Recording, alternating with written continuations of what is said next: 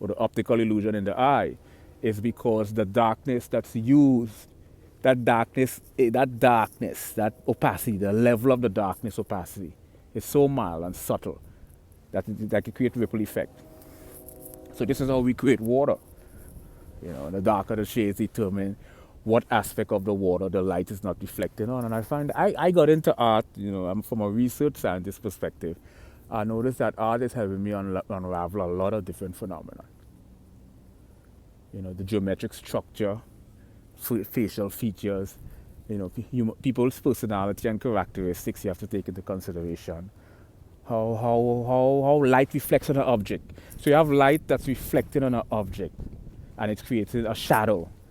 And then the darkness of the shadow or the lightness of the shadow is determined by the distance of the sun. When you get into art, you realize that art is really predicated on a hell of a lot of physics.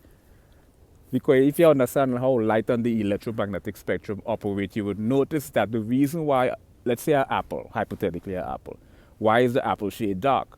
The apple shade is dark is because you see the darkness of the shade, we can determine the distance the object is from the light. It's a fascinating phenomenon.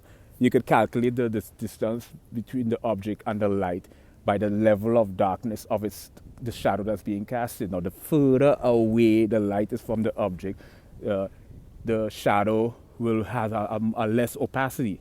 It becomes more translucent, right?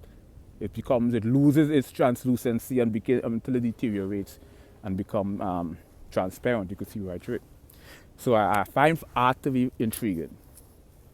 The ability